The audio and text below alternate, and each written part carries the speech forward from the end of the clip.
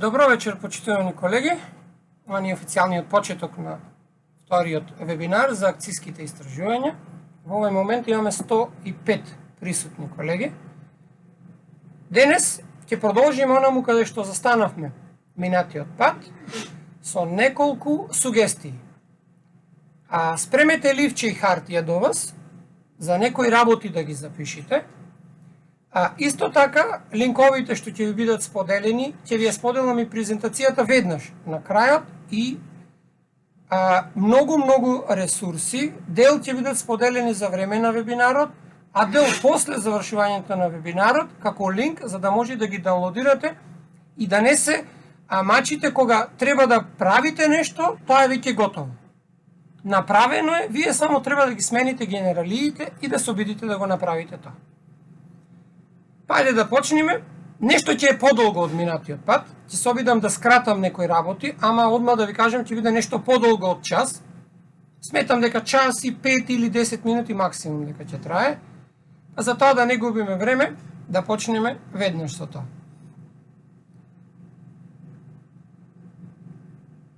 Значи,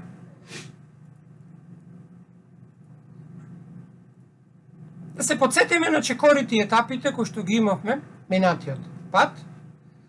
Планирањето, превземањето акција беше втората етапа. Третата етапа беше развивањето, потоа рефлексијата и кругот се затвори. Првиот вебинар се состоеше во тоа, опишувавме што значи акциско истражување, а денес ќе почнеме практично да го направиме тоа, односно ќе ги разгледаме првите две етапи од акциското истражување. Првата етапа е планирање, а втората етапа е превземање на акции. Најголем дел од денешниот вебинар токму ќе биде посветен на планирањето, а на крајот имаме и превземање на акции. А потоа последните два делови ќе ги направиме како што ви напомнав на самиот почеток, по најмалку еден месец од завршувањето на овој вебинар, затоа што во тој период очекувам да се развие дискусија, да се искористат падлетите и секој од нас, или барем оној што сака да спроведе акциско истражување. Ајде да видиме кои се накратко целите на вториот вебинар. Првата цел е зголемување на разбирањето за процесите на планирање за имплементација на проект за акциско истражување. Втора цел ќе дискутираме за стратегиите за собирање на податоци и анализа на емпирискиот материјал што вие ќе го соберете во текот на вашето истражување. Како трета цел, треба да можеме да објасниме како ќе го организирате и структурирате вашето акциско истражување. И како последна цел за овој вебинар, да процените и користите го она што ќе го слушниме во текот на вебинарот со поднесување и добивање на повратна информација за вашиот нацрт проект. Значи, како крајна цел од овој втор вебинар, по неговото завршување во период од еден месец, најмалку еден месец, секој од нас, следејќи ги упатствата од овој вебинар и споделените материјали, ќе може да креира, да направи собствено истражување. Само момент, сакам да ги гледам случајно дали имаме реакција од колегите. Продолжуваме понатаму. Ова се целите за оваа вечер. Во главен прв дел е воведување на шаблон за за план за акциско истражување. Тој што ви го покажав претходниот пат, кои се елементите на кои што треба да внимаваме во тој шаблон. Шаблонот, односно рамката што ќе ја користите, е превземена од еден проект на Европска Унија и е адаптиран и преведен на наши услови. Во шаблонот ја започнуваме темата, потоа ја наведувате целта, потоа интервенцијата, што е она што ќе го направите, потоа одиме кон истражувачкото прашање, што сакате да го направите, потоа одиме кон собирање, методите на собирање на податоци, за потоа како ќе ги користиме тие податоци, за да на крајот имаме готов истражувачки план. Ова е патеката што треба да ја поминиме денес на овој вебинар и за секој од овие делови да дискутираме како тоа се прави. Сега, Јас ќе ви го споделам во чет шаблонот за да го имате. Ќе го отворам првен во Word и шаблонот ќе ви го споделам директно за да можете да си пристапите веднаш до истиот, а пак PDF верзијата од истиот, вака, одма ќе ви го споделам во чет, затоа што сакам да го имате пред вас. Ова е едитибилна верзија, односно Word верзија од шаблонот, кој што сакам да го имате сите пред вас. Еве го овдека. Еве сега ќе споделам и PDF верзијата од него, ама нема да можам. Но Word верзијата ја имате, да не губиме време. Нешто покасно ќе ви ги споделам и сите материјали.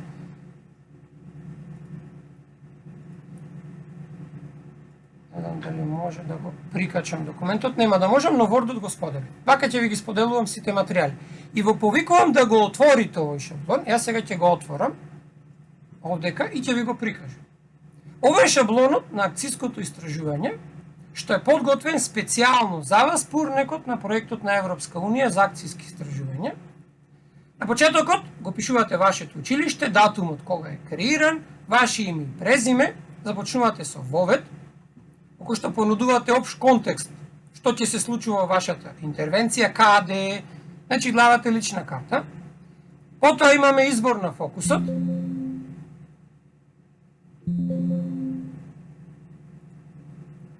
За потоа, да видиме која е целта на акциското истражување.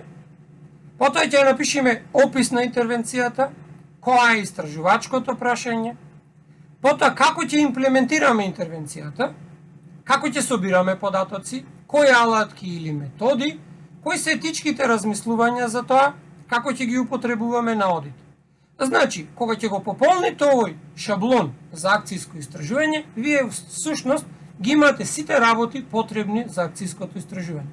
Овој документ е едитибилен, како што гледате, веќе 45 колеги веќе го отворили. Слободно симнете го во вашиот компјутер, на вашиот телефон и одиме чекор по чекор. Идејата на овој вебинар е да го пополниме, че ве молам не пишувајте, не бришете во него, слободно симнете го, за да можеме покасно да работиме во него. Затоа што сега сите 50 колеги можат во него да уредуваат, што не е ни целта. Тоа се елементите што ви ги опишав, кои што ги видовте во самиот шаблон. Ајде сега да видиме. На крајот, еве тоа заборавив, ама презентацијата ме подсети, а овој шаблон не би бил готов ако не би имало начин како ние да си провериме дали тоа што го направивме е во ред. За таа цел креирав рубрика за планот на акциско истражување, затоа што кога ќе го креирате акцискиот план или пак следете рубриката при неговото креирање, за да проверите дали и во која мерка ви е успешен. Рубриката исто така ќе ја користиме со колегите, кога треба колегата пријател да ви помогне и да увиди каде е грешката или што треба да се поправи. Не зборуваме за грешка, каде треба да се поправи. Еве сега го споделувам веднаш.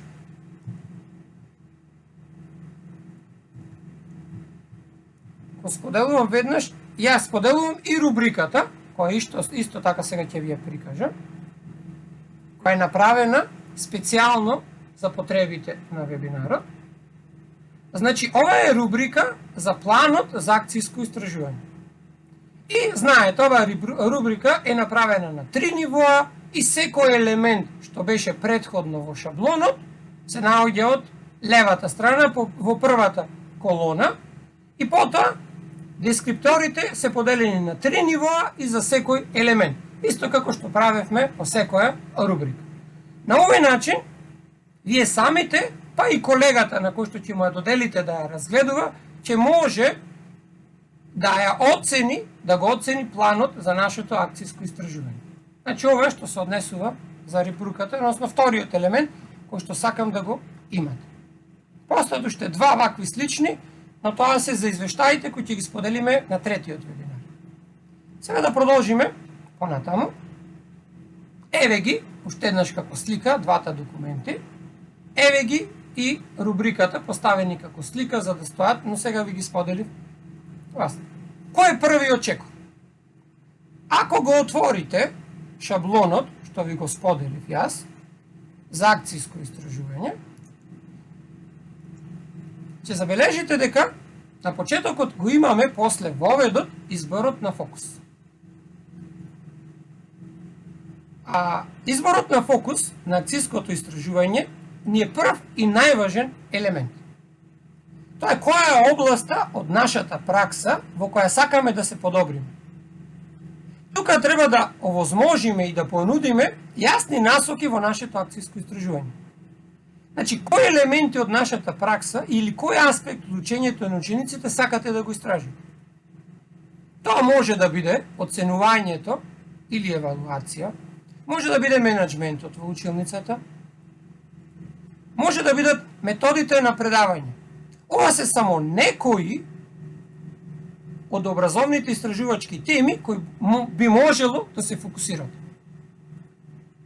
Фокусот на нашето, тоест вашето истражување треба да биде значаен, убедлив и важен за вас како наставник истражувач.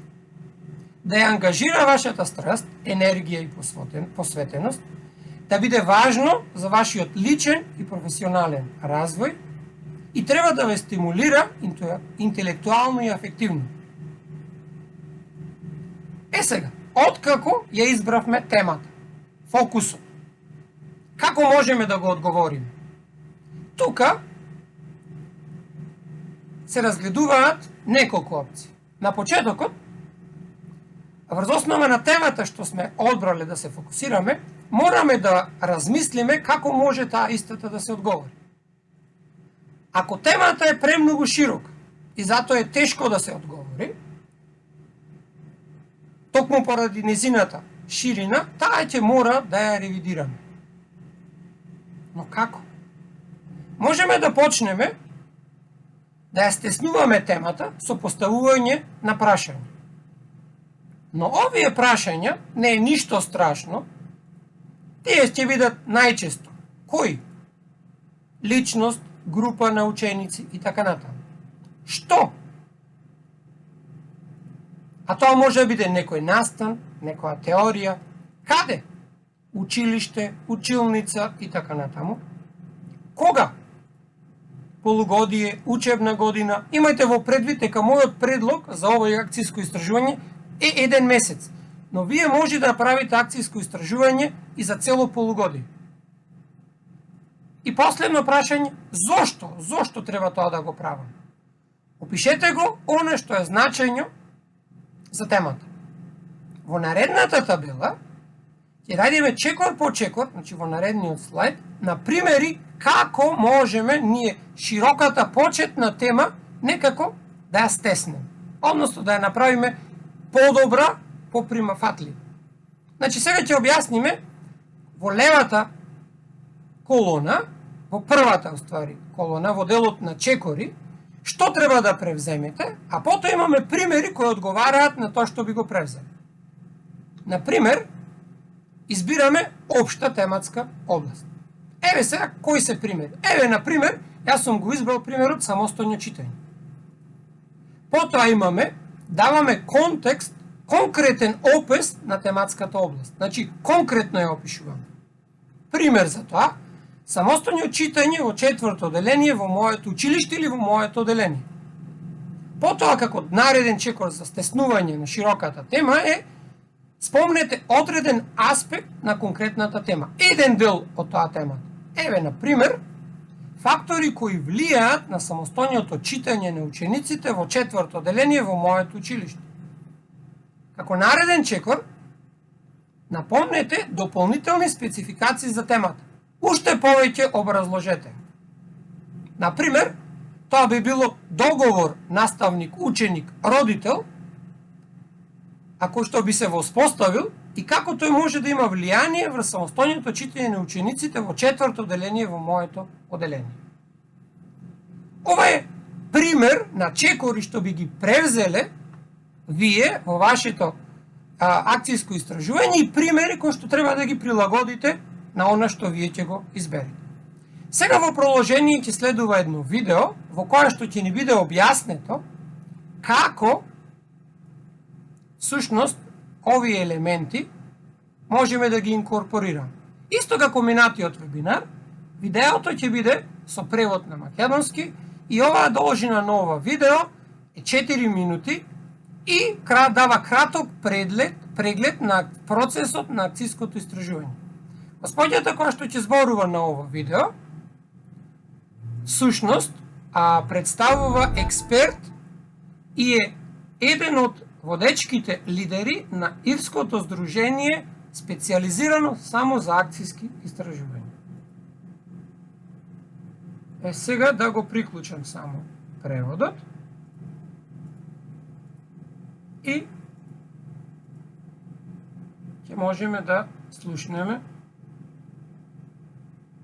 како тоа во текот на вечерва ќе имаме 5 различни видеа од различни експерти кои што ќе се обидат да ни објаснат и да ни доловат што всушност правиме. Па еве, внимавајте.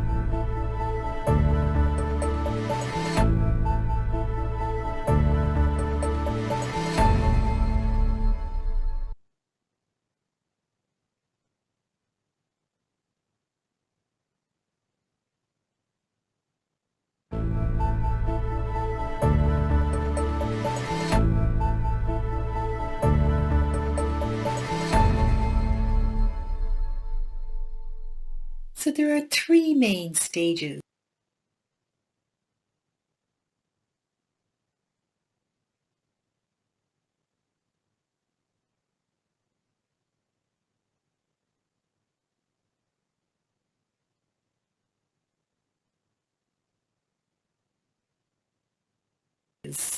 In doing an action research project. So we'll begin with the preparation. And the preparation book is one of the most important stages of the research. So you begin by pausing, reflecting, questioning, talking to critical friends, thinking and reading. It's about taking stock of yourself and your professionalism. And you ask yourself questions like, what is my concern? What is the timeline for your project? And if this is your first attempt at research in practice, make sure that your plan is doable and not outside the scope of your practice. Think about also how you're going to collect data and how you are trying to enhance your practice and to clarify your values through your research and your practice. And be sure to get all necessary permissions and gain ethical approval. So moving on then to the second stage, which I guess is the project stage. So to begin this practical stage of your project, gather all your data and reflect on your work, evaluate your action and review how you see your values in your practice. Do this on an everyday basis. See if there are indications that you're improving your practice or not, and record everything. You can do this by establishing criteria or standards of judgment by which you can evaluate the quality of your research. From an early stage, share your thinking with critical friends on an ongoing basis. Ask them if your ideas are fair and if they're accurate. And if they disagree, learn from that. Ask them if you have presented evidence to show that what you say is true. The third stage of the research project is about generating theory. So you make an overall claim to your learning. If you have improved your practice by living in the direction of your values, then present evidence to show this.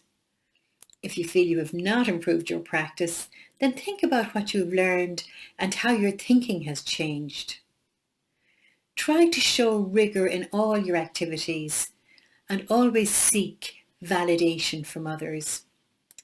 Generate the theory, offer descriptions and explanations of what you have done, as outlined by Whitehead and McNiff, And as you reach the end of your research, you will write up a report on the process and on what you've learned. Very often you will be left with a new set of questions, and you can now begin a whole new cycle of your action research.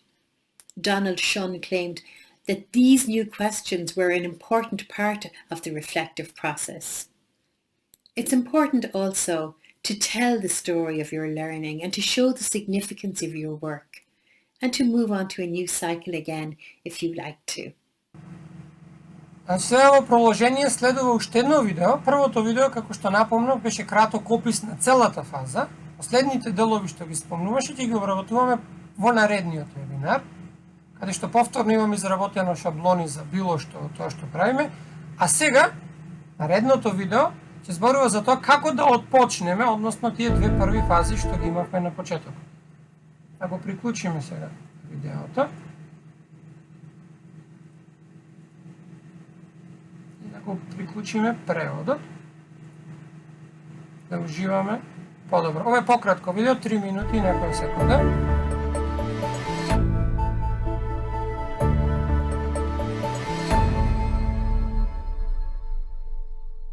When beginning to do research in your practice, the initial stages are very important. Good preparation helps to establish good research. The first step you need to take is to simply stop and take a pause, take time to breathe and to reflect. We always need to take time to pause and think and to reflect quietly and critically about our work. In fact, we need to factor in that quiet, reflective time into every day if we can. We begin our research in an informal manner by becoming more aware of what is happening or not happening in our classrooms and fine-tuning our teaching antennae so as to listen and watch and sense more carefully.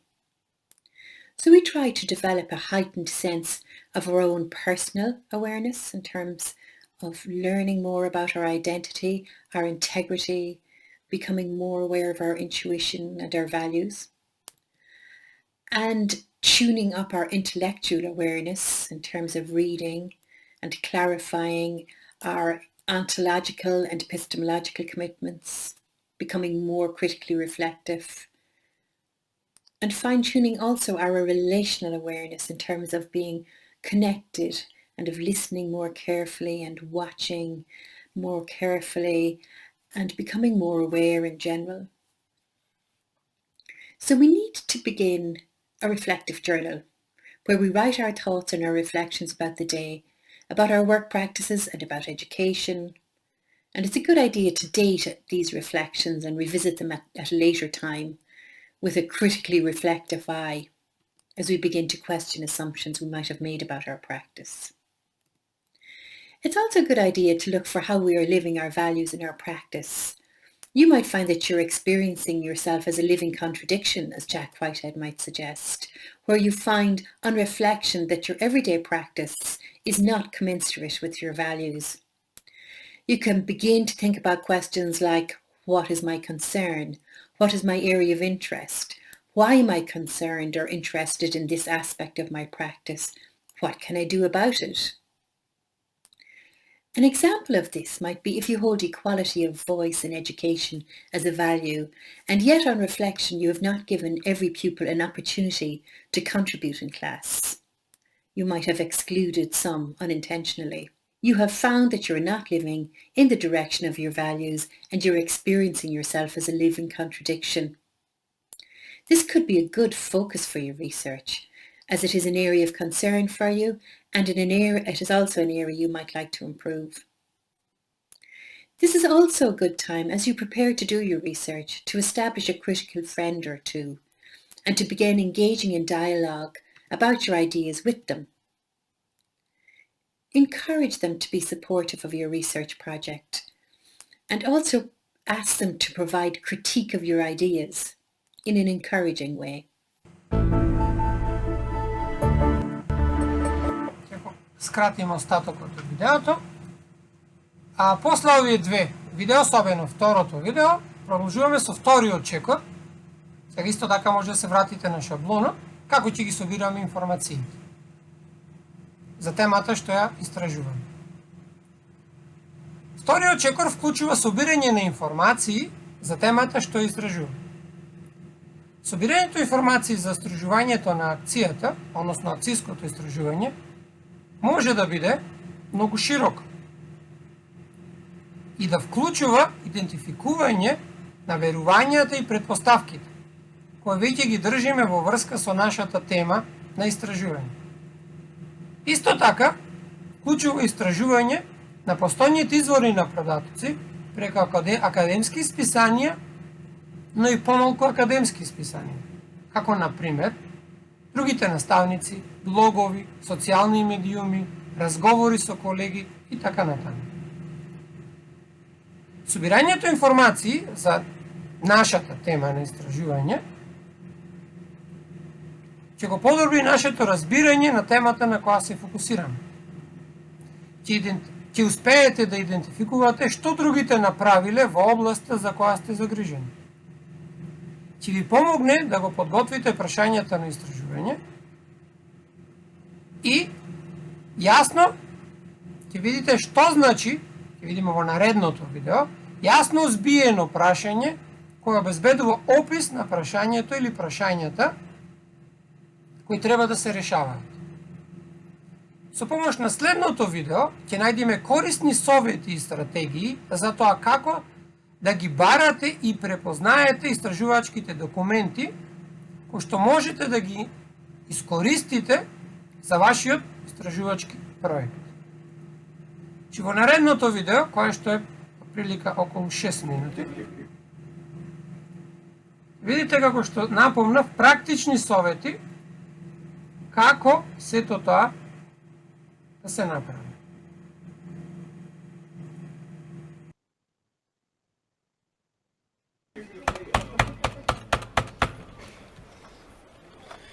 Having a really hard time finding the right research. I'm just not sure what's the difference between evidence-based and research-based. I know exactly what you mean. I was just at a meeting that helped me to figure out the difference. I think I can help. Please.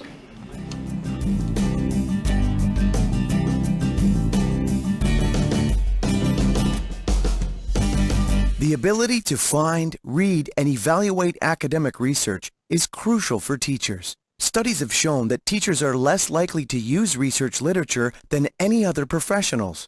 Teachers need to access and read research reports as well as evaluate the information in order to put it into practice in their classrooms. Research reports are often referred to as research documents, and there are many different kinds. Academic articles published in peer-reviewed journals, reports in published manuals, monographs, and books, documents posted on websites, distributed on CDs, and found in libraries or professional offices, published reports by institutions, individual researchers, or teachers, as well as research reports published by the Ministry of Education, faculties of education, or those shared at conferences. The good news is that there are effective research methods recommended by teachers with research experience. These are: use keywords to search in a specific search engine, website, catalog, journal, or database. Refine your search by adjusting the keywords. Scan document titles to identify research reports that may be relevant. Review the abstracts of the relevant documents to select those that provide the information you are looking for and see that they satisfy your criteria. Review sections of the selected documents to find additional key resources, and review closely the full text of key documents. As an experienced academic librarian working in a Faculty of Education library, I have, over the years, helped many teachers find journal articles, reports, and other research materials for professional and personal development. In person, over the phone, by email, and online, help and expertise is always available to teachers in the field. If possible, I meet with teachers individually or in a collaborative group. I recommend research databases to search. I help teachers create an efficient search strategy and suggest keywords for effective online searching. In addition, I also help teachers critically evaluate the online research, the journal articles, and the reports available to them. Supporting research to practice endeavors and professional development for teachers is a big part of an education academic librarian's job. The language of the research can be too technical. Here are some of the strategies that I use. I engage in active and interactive reading. I have my own system of annotating or marking up the text. As I read it, I ask myself some questions that I often write down. I also take notes so that I don't have to read the whole text again. I engage in strategic reading. I approach a text with a well-defined purpose in mind. And I engage in critical reading. In a recent staff meeting at our school, teachers were given an article about homework and its purpose in education. The article suggested that the findings were based on solid research, yet the data were only based on 2 schools, and very bold statements were included in the article. During our discussion, I was surprised at how many teachers took the article as the truth, instead of questioning the validity of the research or even asking questions. And I developed short summaries. After reading, I briefly review the whole text to complete my short notes or create some sort of mental summary. And of course, I participate in sharing. I think it's very important to have a reading buddy so you can discuss what you have read and share your thoughts. Nothing can replace receiving input from your colleagues and putting that learning into practice. In order to recognize trustworthy research, you need to ask yourself, does the report's introduction center on a specific research question, problem, or objective? Provide enough background information to help you understand the context and need for the research? Does the literature review section build on existing literature in the area? Make mention of a community's understanding of the area or framework that guides it? Does the methods section show that the researcher properly followed procedures for ethical research with humans? For data collection and analysis? Do the discussion and concluding sections summarize the results, also known as findings, from the research? Look at the findings in light of other research done in the area? Offer some suggestions for implementation or for further research. When teachers in the London area were asked what research they trusted most, the majority indicated that they have more trust in research coming from the Ministry of Education, a Faculty of Education, and from colleagues. My key motivation for research is to share the outcome with my students. The other ways that I use my research findings include updating my current teaching materials and developing new content for my students. The research material also helps me understand new challenges, including responsibilities, especially in emerging collaborative learning environment. I also use my research material to seek solutions to specific problems or practice, derive new strategies, get new ideas, and reduce risks associated with making decisions. The other important use of the research material is that it helps me to keep in line with known and established teaching best practices. It's important to develop a questioning attitude and judge a research report's impact on society. Be sure to check that all key sections are included in the research document, the methods outlined are appropriate to the research problem and context of study, the findings are carefully reported and discussed, and the conclusions are arrived at in a methodical manner. Remember that bias in reporting and overly general conclusions are to be avoided in trustworthy research reports.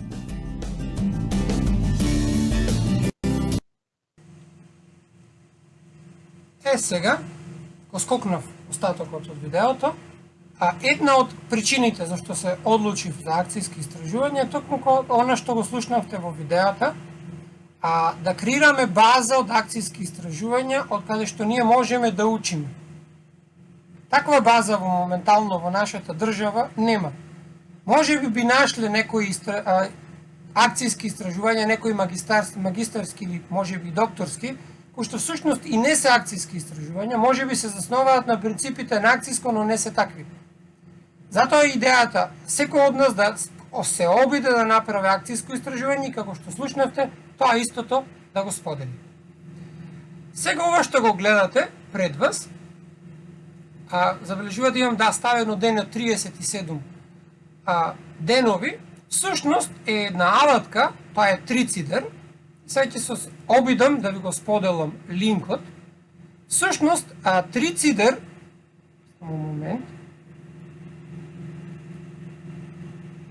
представува, еве го, ќе го споделам линкот. место во кое што без вие да се логирате, на линкот што сега ќе ви го споделам во чат, ќе можете, овој линк, што еднаш повторувам, ќе остане активен до крајот на ова серија вебинари. И сега ќе пробам и да го отворам практично да ви прикажам. Тоа е слика, истата слика што ја гледате сега тука. Всушност, во овој трицидер, без да се логирате, вие можете, сега ќе префалам прозорецот, всушност да додадете идеја. Значи, целта е споделите корисни ресурси кои би можеле да се истражат. Давате, споделувате некаква идеја, кликнувате на копчето едена идеја и пишувате која е вашата идеја. Овдека пишува која сподел, да додадете опис, можете да додадете и слика доколку сакате и да кликнете save. Потоа може да вие или колегите кои што ќе пристапат на овој трицидер да дадат за или против и при тоа да гласаат за идеите.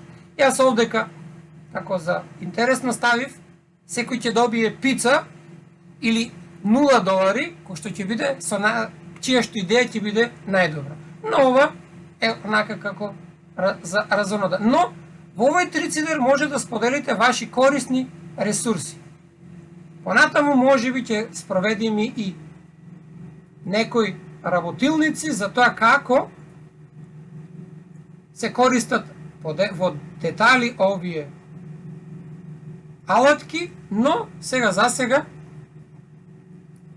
многу едноставно на линкот што ви го споделив, одете и додавате ваша идеја за тоа кои би можело да бидат ресурсите што би ги користели. Третиот чекор е идентификување на истражувачко прашање. Откако го избравме фокусот на нашето истражување, тоа е првиот чекор од шаблонот што ви го прикажав, и собравте сите релевантни информации, видовте што колегите напишале, што има во литературата, за тоа нареден чекор е да го поставите вашето лично и првично специфично истражувачко прашање. Сега, што представува истражувачкото прашање? Тоа е прашање на кое сакате одговор со цел да ја подобрите вашата пракса. Тоа исто така ја обезбедува водечката структура на самиот проект за акциско истражување и ги дефинира податоците кои ќе ги соберете и анализирате. Кои се карактеристиките на истражувачките прашања? Не постои универзален сет на критериуми за добро истражувачко прашање. Различни дисциплини имаат различни приоритети и барања. Сега, во наредната табела, ќе се обидам да ви понудам практичен пример како можете да ви помогнам да го идентификуваме вашето собствено истражувачко прашање. За таа цел, сега ќе ви ја споделам оваа табела, за да можете да работите директно во таа табела. Само да ја најдам. Мислам дека еве вака. Овој линк ќе го споделам и ќе ви го, исто како претходниот, табелата што сега ќе ви ја презентирам, всушност ќе имате пред вас и вие само треба да ги промените прашањата можеби или пак можеби одговорите што вие ќе ги понудите за да го креирате истражувачкото прашање. Еве го тој документ. Еве сега да ви ја прикажам практично и тука. Значи, како може да се формира истражувачко прашање? Ова е табелата што сега ќе ја дискутираме, а вие слободно искористете ја и само променете ги елементите што се наоѓаат од десната страна. Ајде сега да се обидеме практично, да ги разгледаме кои се овие елементи, за да можеме да знаеме што да пополнуваме. Значи, предлогот се чекорите што се дадени. Еве, например, идентификување на проблем или област на интерес. Тука најдобро би било кога би разговарале со критички пријател. Еве, например, проблем би било учениците активно не се вклучуваат во самостојно читање. Кои чекори можеме да ги превземиме за да го формираме прашањето? Зошто се случува тој проблем? Зборот зошто го определува акцискиот план. Еве примери. Листа на неколку можности. Недостаток на знаење или вештини, недостаток на ресурси, лоши навики за учење, немотивираност. Учениците побрзо би играле фудбал отколку би седнале да читаат. Недостаток на поддршка при читањето дома. Притоа многу битно, изберете онаа која представува ваша најдобра предпоставка или онаа за која вие можете нешто да направите за време на спроведувањето на акциското истражување. Потоа, направите бура идеи за можните акции или дејства. Пример, замислете ги можните стратегии. Колку повеќе стратегии замислите како можна опција, толку подобро. Почесто повикување на родители. Дозволете и на учениците да читаат од компјутер, таблет или електронски читач. Воспоставете договор за читање. Понудете алтернативни или дополнителни материјали за читање. Изберете една стратегија за која вие можете да направите нешто за време на спроведувањето на акциското истражување и за која што мислите дека ќе функционира. Како последен чекор, напишете го вашето истражувачко прашање. Нашето истражувачко прашање, после серијата на чекори, случајот би било: какво е влијанието на воспоставувањето на договор за самостојно читање со моите ученици? Слободно искористете табелата што ви ја споделив, сменете ги вашите елементи со оние што беа дадени или искористете ја за ваша идеја. Во продолжение, сега, ова истиот документ можете да го скенирате QR кодот што го имате, се наоѓа падлетот во кој што јас сега ќе се обидам да ви го отворам, да ви го пратам во чет линкот од падлетот, кој што сакам да остане. На овој падлет можете слободно да ја симните, сега ќе ви го ставам во чет, истиот документ што ви го споделив. Исто така, тука можете да допринесите со вашите истражувачки прашања, кои што би ги добиле со следење на чекорите од табелата што ви ја понуди. Значи, внимателно разгледајте и одговорете на вашите колеги кои што ќе напишат пред вас нивно истражувачко прашање. Доколку имате одредено искуство по одредено прашање, можете да им понудите сугестии и совети на колегите. Тоа е идејата на овој падлет. Откако го разгледавме овој падлет како материјали кои што ќе ни останат, одиме во наредниот чекор, избирање на вашиот метод за собирање на податоци. Ајде сега да видиме. Во акциските истражувања, податоците кои се користат за определување на дејства што наставниците треба да ги превземат, треба да бидат валидни, односно информациите да го представуваат она што истражувачите го виделе, го велат дека го представуваат и да бидат сигурни. Истражувачите се уверени во точноста на своите податоци. Што е многу важно? За да се обезбеди разумна валидност и доверливост, истражувачите на акција треба да избегнуваат да се подпираат на било кој единствен извор на податоци, туку да го користат принципот на триангулација. Триангулацијата всушност значи користење на повеќе независни извори на податоци за да се одговори на нечие прашање. Триангулација користат нашите инспектори кога ќе дојдат на увид, а тоа е всушност проверување на еден исти документ од најмалку 3 извори, тоа што ги учиме учениците. Ова е многу важно. Во продолжение ќе следат 2 видеа. Првото видео ќе се запознаеме со најчестите методи за собирање на податоци, како на пример прашалници, наблюдување интервјуа. А додека во второто видео, Мартин Глен, докторката која што зборуваше во претходното видео, ќе ни понуди неколку совети како да го избериме методот на собирање на податоци кој што е најсоодветен за нашето истражување. Ајде сега да го видиме првото видео, кое што е 5 минути. Само да го уклучиме преводот.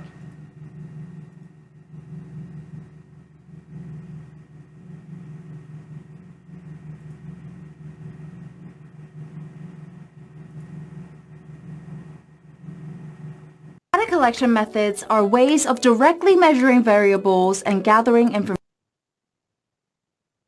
Data collection methods are ways of directly measuring variables and gathering information.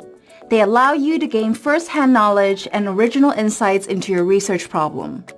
You can choose just one data collection method or several methods in the same study.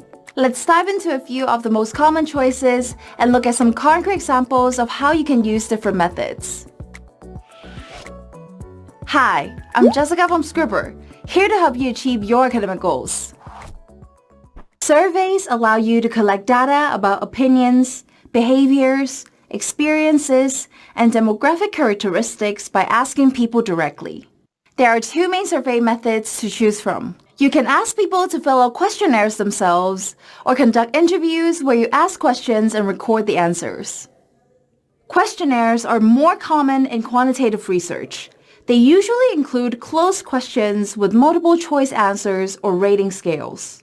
This allows you to collect consistent data from many people and analyze the responses statistically. For example, if you want to measure student satisfaction with their online classes, you could use a questionnaire to collect responses from many students. Interviews are more common in qualitative research. They usually allow participants to answer questions in their own words. For example, you could conduct interviews to understand how teachers prepare for their online classes and explore which aspects they struggle with. Unlike with questionnaires, you can ask follow-up questions and explore ideas in more depth. However, interviewing is more time-consuming and involves a smaller group of participants. Observations allow you to collect data unobtrusively, observing characteristics, behaviors, or social interactions without relying on self-reporting.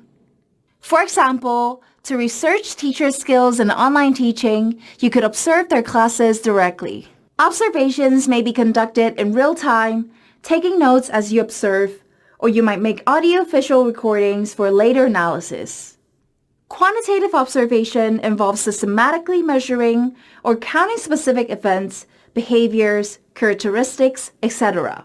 With this method, it's important to have clear and objective rules to ensure you count the same thing consistently. For example, let's say you're collecting data on how often teachers have tech problems. Does an internet connection issue count, or will you only include problems that are within the teacher's control? You need to clearly define the categories and criteria of your observation in advance. Qualitative observation involves taking detailed notes and writing rich descriptions of what is observed. This means you don't have to decide in advance how to categorize your observations. For example, in an ethnographic study, you might take notes describing how students and teachers interact in the online environment. In theory, observations allow you to collect data on how people really behave and not just how they say they do. But keep in mind that being observed may make people behave differently than they normally would.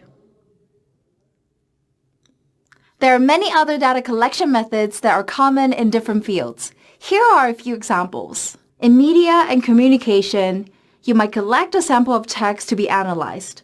For example, speeches, articles, or social media posts. In psychology, you might use technologies like neuroimaging, eye tracking, or computer-based tasks to measure things like attention or reaction time. In education, you might use tests or assignments to collect data about knowledge and skills. In the physical sciences, you might use scientific instruments to measure things like weight, blood pressure, or chemical composition.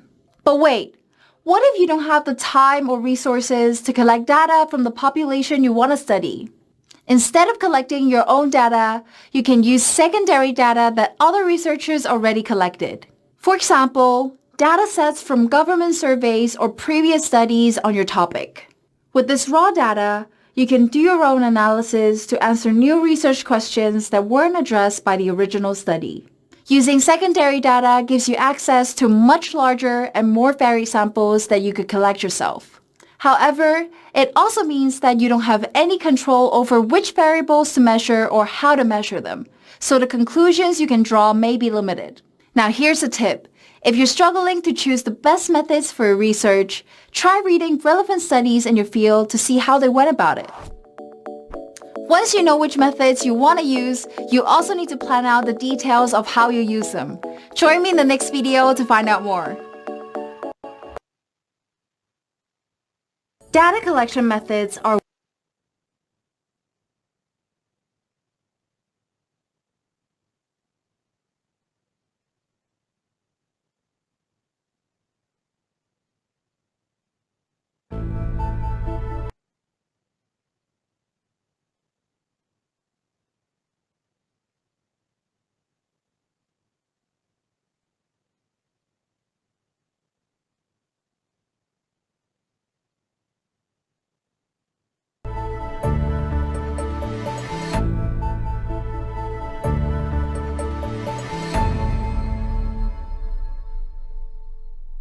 As you begin to collect data, bear in mind all the ethical expectations in your school and jurisdiction before you begin to collect the data.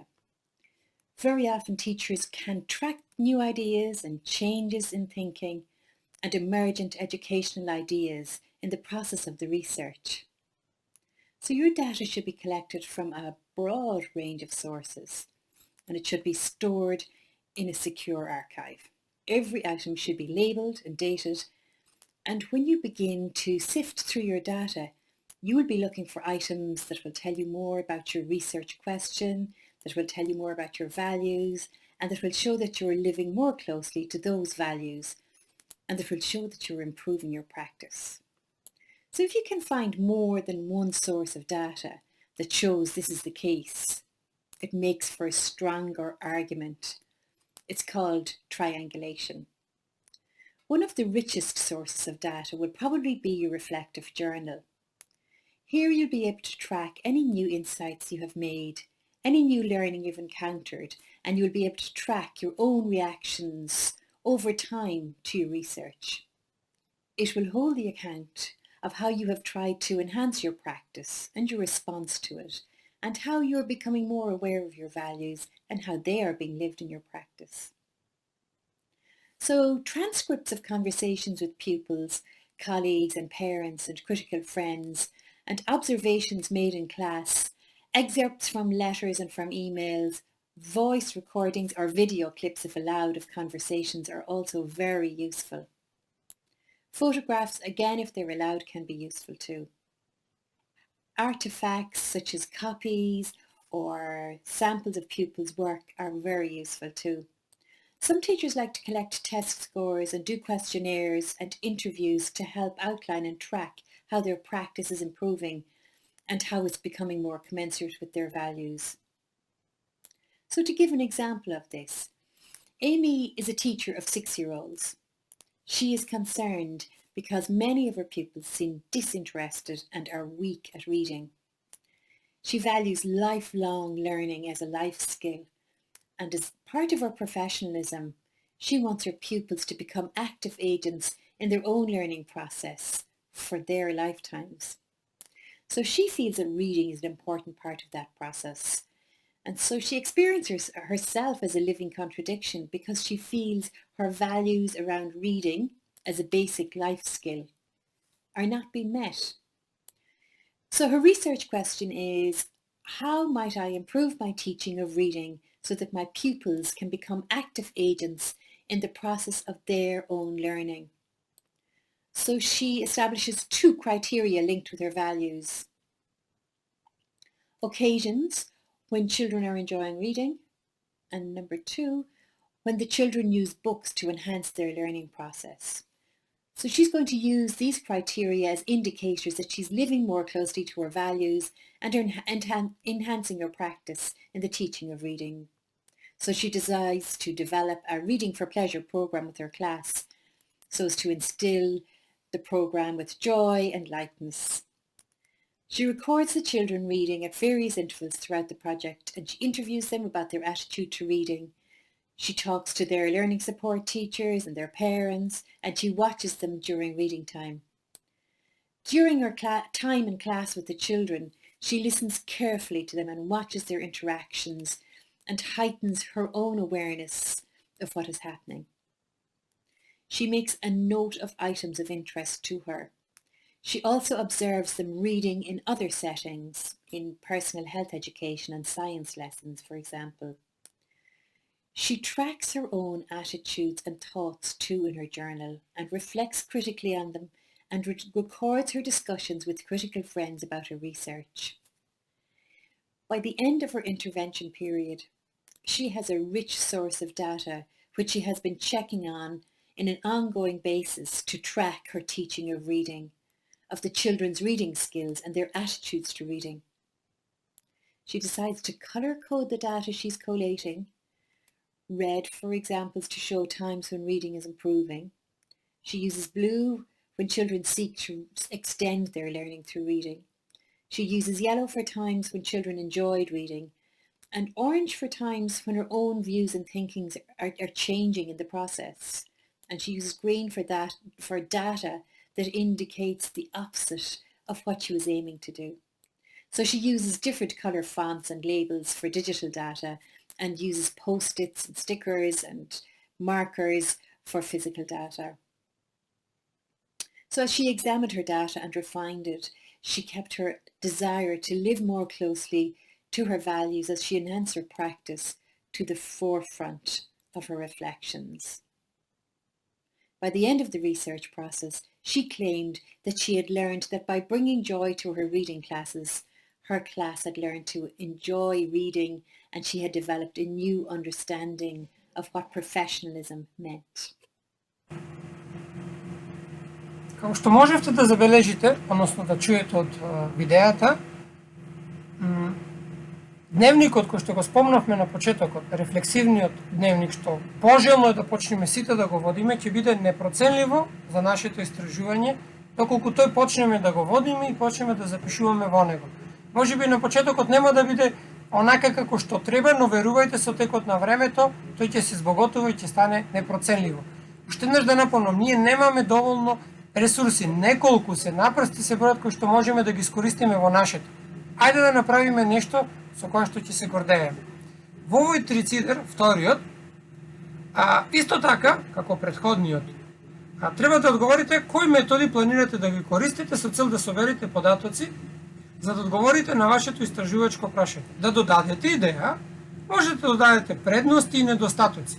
Идејата можете да додадете вие, а предностите и недостатоците може да ги дадат останатите колеги. Јас сега ќе се обидам да ви го прикажам, да ви го споделам и овој линк од овој трицидер, за да може да остане во нашата библиотека на ресурси кои што можеме да ги користиме во иднина. Значи, напомнам, не треба никаква регистрација, ја додавате само идејата и можеби да запишите предности и недостатоци доколку сакате тоа да го направите.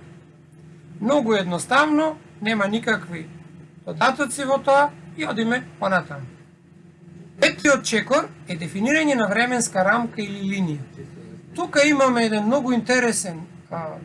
една интересна алатка која што ќе искористиме, која прв пат ќе биде искористена и за прв пат ќе ви ја представам. Ретко кој ја користи, можеби и никој. Временската линија во основа го прикажува хронолошкиот распоред на настаните кои планирате да ги спроведете.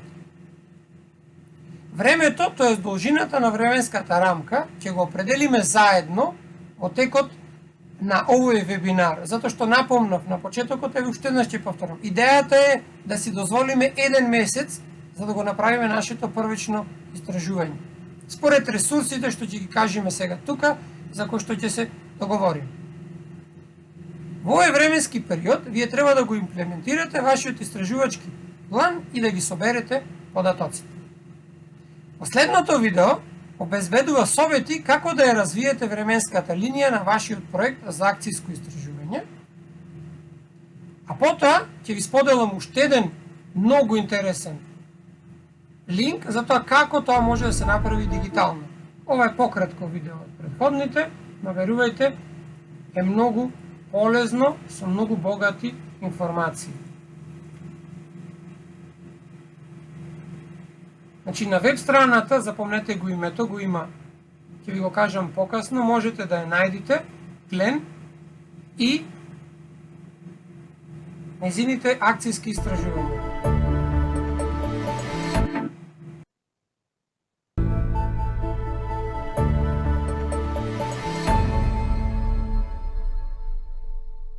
It is important to define a clear timeline at the beginning of an action research project. The timeline can be broken up into 4 sections. 1, the preparation, which involves reading, journal writing, reflecting, getting a critical friend in place, and planning the intervention. The second phase is doing the project, and that's getting permissions, getting ethical approval, implementing the intervention, collecting data, analysing what's happening, tracking your values, and checking to see if you're living in the direction of your values. The third phase is the writing up of the project, and the fourth phase is sharing your work. So phase 1 is very important because it puts the foundation of the research in place. If you prepare well, then you should find it easier to implement the rest of that project. The second phase, the implementation of the project, is the most technically challenging to organise because it involves others. So when you're planning, bear in mind things like midterm breaks, seasonal events, personal and cultural events that may eat away at research time. Be strict with yourself also about the duration of your data collection. Sometimes people get sucked into data collecting and they keep collecting and hoping they'll find some nugget. It's a good idea to have a date in mind by which you will complete your data collection. The third section of your timeline is the formal writing up phase, and some people find that doing the writing up of the final report is easier to do during holiday time. But of course, journal writing and practice writing will be part of the research process from the very beginning. The fourth stage, sharing your research, is often quite fluid and it can take place over time. So it's important that the timeline is clear and easy to adhere to, and if possible, that it is completed when you say it will be completed. Action research tends to become a way of life for people, which is a good thing, of course, for our teaching and for our pupils' learning and for the flourishing of humanity in general. However, it is important to be committed to finishing your project on time, if possible, to complete data collection at the specified time, and to get your write-up done according to your schedule. Because if a project is left untended, it can easily become unmanageable and lose its shape. As teachers, we know that we are generally fairly flexible and creative in our thinking, and that we can adapt quickly to new situations. Unexpected situations often arise in schools, and our teaching has to be tweaked accordingly. That same flexibility is needed in our research plan too. We know from 2020 and 2021 the pivot to online teaching and subsequent return to classrooms that were restricted by new regulations drastically changed our teaching and even our thinking about teaching. Similar changes are already in place for 2022 in some jurisdictions too. So our research into our practice embraces these and any other changes that might arise in our classrooms. Our research is live and it's based on our real lived practice and all the changes that might occur in our working situation. Ќе го прекинеме остатокот од видеото. Сега ова е една електронска верзија за тоа како да си направиме временска линија рамка. Во серијот чекори ќе ви прикажам како тоа може да се направи, но само да ви го споделам линкот, за да можете да видите и самите. Додека јас го правам тоа практично, вие да се обидите самите да го направите. Гледам дека има прашања во четот, ќе ги одговорам нешто покасно. Линкот што го споделив е од веб страната што ја гледате на самата презентација. Тоа е Time Toast, креирање на временски рамки. Овдека морате да се регистрирате за да направите ваша временска рамка. Одите во десниот агол, се регистрирате. Потоа, откако ќе се регистрирате, креирајте нова временска рамка, вториот чекор. Потоа, наведувате име, насловот. Четвртиот чекор избирате статус на временската линија, дали ќе биде работна верзија или готова верзија. Потоа избирате соодветна категорија, имате понудено музика, филм, наука, технологија, бизнис, политика, биографија, уметност, култура, лична или историја, така натаму. Користете опција за додавање слика ако сакате и на крајот ја креирате рамка. Еве сега во продолжение следат неколку веќе креирани, видите како можат да изгледаат временските рамки, кога да имате представа за тоа што се можете да направите. Значи, со помош на оваа алатка ќе креираме временска рамка, временска линија за нашето акциско истражување. Откако ги собравме, завршивме со првиот чекор, првата етапа планирањето, сега во последните неколку минути од овој вебинар ќе зборуваме за превземање на акција, имплементација на собираните податоци, односно етапа на превземање на акција. Втората етапа вклучува имплементација, односно спроведување на нашето истражување и како негов дел собирање на податоци, кои потоа ќе треба да ги анализираме. Повторно да се подсетиме на планот за истражување, шаблонот што ви го споделив на почеток. Најдобро е да го пополнуваме паралелно со следењето на овој вебинар или неговата снимка, и тој треба да ви понуди добра слика на она што треба да се направи во оваа втора фаза. Наставниците истражувачи најчесто користат квалитативни методологии, само нема да навлегувам во тоа квалитативна, квантитативна, какви методи, затоа што спомнавме на минатиот пат, нема да се задржиме на теоретскиот дел, но пред се на практичниот дел, но добро е да знаеме. Квалитативните методологии, всушност, се тука за да ни опишат она што се случува и да ги разбереме ефектите на некоја образовна интервенција. И најчесто се користат комбинирани методи, кои вклучува квалитативна и квантитативна анализа. Ќе поделам, спомнам еден пример. Тие може да се користат наблюдување за да се соберат нивните податоци во комбинација со квантитативен метод, како што се истражувањата, за да обезбедиме повеќе димензионален пристап во испитувањето на наставната тема. Неколку методи на собирање на податоци, сите ги знаеме, се интервјуата. Сега ќе споделам еден готов документ, кој што стои кратко упатство, кои се потребните елементи што треба да ги користите за да направите интервју, кои се видовите на интервју и што секој вид на интервју користи, наблюдувањата, анкетите и прашалниците. Исто така ќе ви споделам прирачник, што мој преведен документ со кратки упатства како да се направи прашалник. Исто така ве повикувам во последниот слайд за вечерва, во падлето што ќе ви го споделам сега,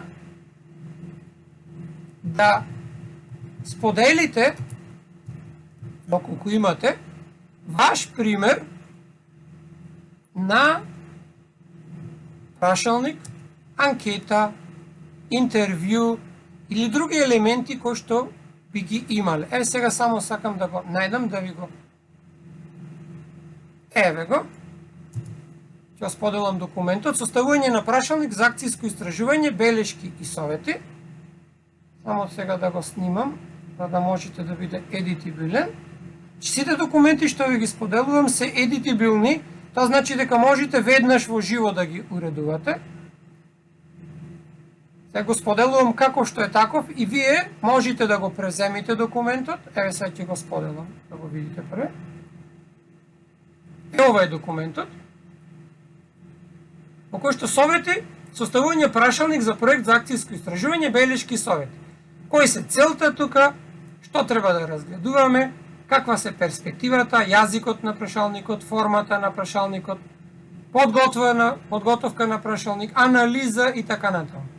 Овој документ можете да го превземите.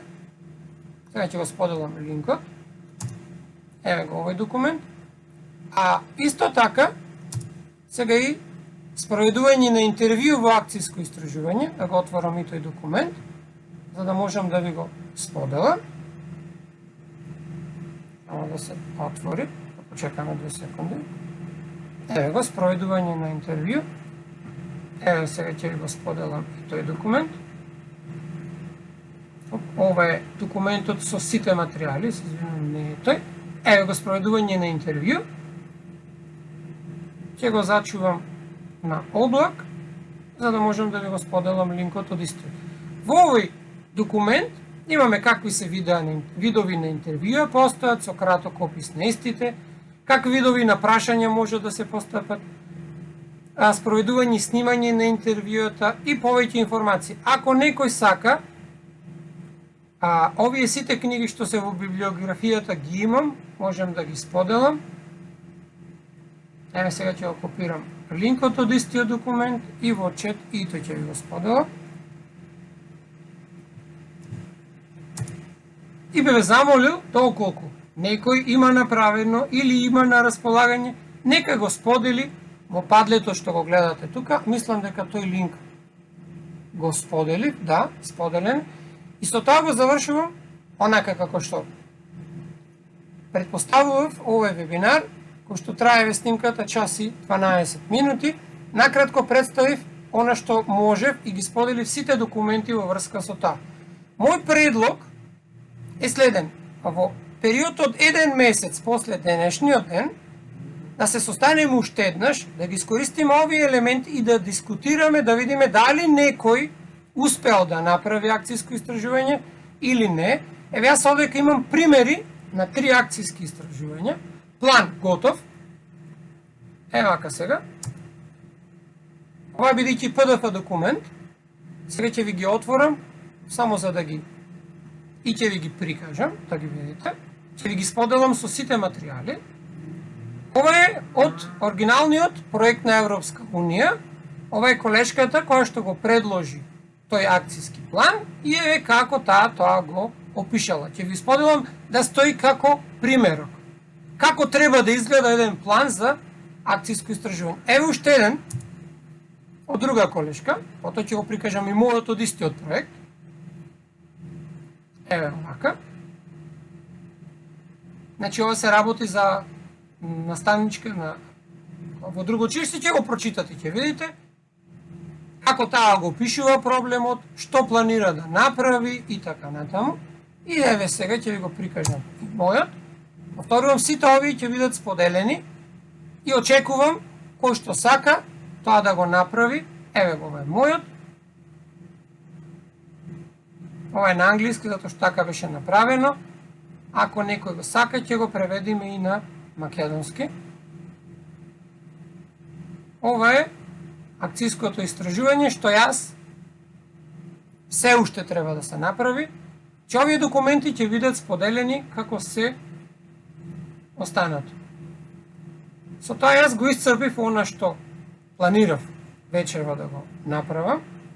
Сега ќе поминам на брзина низ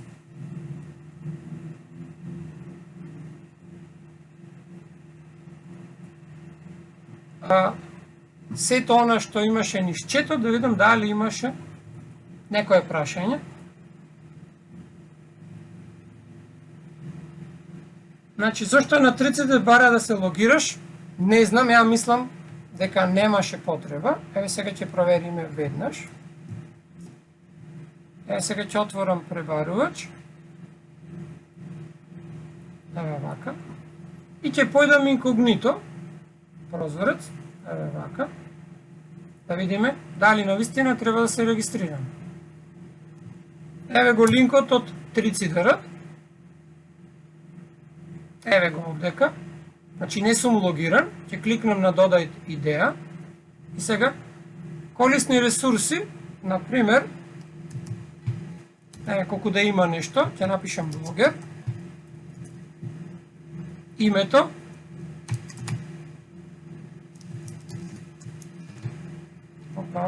секогаш грешкам кој ќе пишам, не знам што се случува, опис, ако сакате, слика ако сакате и кликнувате Save. Аха, ова е што се отвори доколку сакате да учествувате, затоа што забележите ова ми е мене направено со игра, затоа што така сум го наместил. Ќе го променам доколку сакате да учествувате во наградата, затоа што така сум го направил 3CD, това што реков пицата на почетокот, затоа. Инаку нема потреба тоа да го правите. Доколку сакате за тоа, нема потреба да го направите. Значи, доколку сакате да контактирате кейс, да дадете only исто добро if will not given a correct question for anything else. Visit. Значи, овдека доколку сакате, можете да го направите тоа, но јас ќе го исклучам, затоа не можете. Значи, тоа е одговорот на прашањето зошто не можете.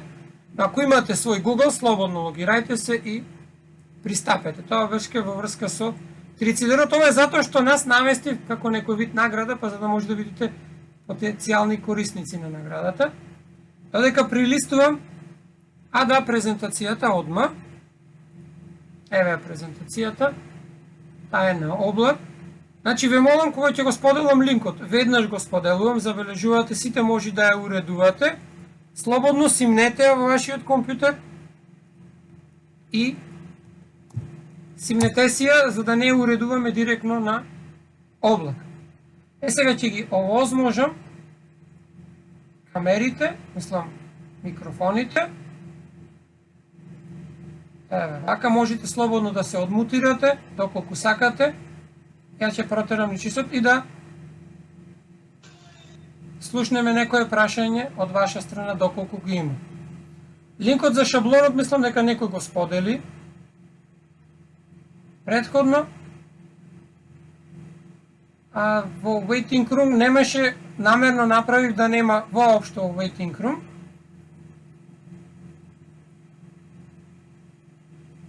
Првиот примерок за акциско истражување, сега одма ќе го најдам, шаблонот за акциско истражување. Еве го, да го отворам само, тоа е овој шаблон, што го имавме тука. И сега само ќе го споделам уште еднаш, овој не е зачуван. Може би беше, еве сега. Ќе го споделам за да може да уредувате. Напомнувам веднаш снимете го на вашиот компјутер, за да може да го уредувате. Ајде дали имаме некое прашање, значи ве очекувам каква идејата. Во рок од месец дена да се обидиме, следејќи ги ресурсите што ви ги понудив, да се обидиме да направиме акциско истражување и да го споделиме. Слушнавте дека на Запад имаат огромно искуство во тоа, видовте низ видеата како тоа го прават, и мислам дека е редно и ние нешто такво да направиме слично, можеби не здружение како глен од видеата, туку да се обидиме да направиме, затоа што единствен начин како да се подобриме работата е ако дискутираме за проблемите што ги имаме.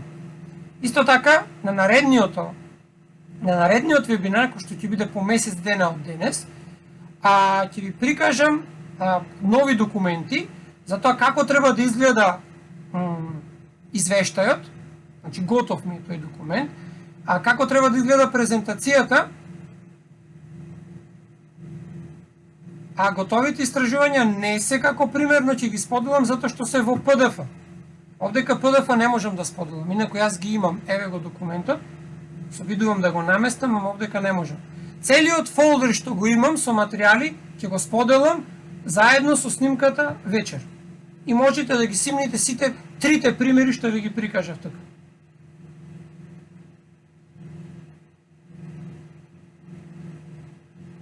Не знам кој пише дека нема опција за снимување на презентацијата, а мислам дека мора да има. Опцијата е дадена за да се уредува и мора да има. Ако не ќе споделам и таа. Ајде, некој веќе кажува дека има. А дали имаме прашање? Значи, идејата е да направиме нешто и да се обидиме. Да направиме нешто, идејата. Направи се што можев, следејќи го курсот, што беше на Европска унија, сите материјали што беа споделени ви ги представив, не најголем, току се што беше таму успеав да преведам, да ви го понудам како опција, па да видиме дали можеме да направиме нешто. Еве ве повикам дали имате да додадете нешто, ако немате, со тоа го завршувам овој втор вебинар. Ќе го направам снимката, ќе биде и на YouTube и ќе биде објавено исто како минатиот пат. Ако има некој да додаде нешто, слободно.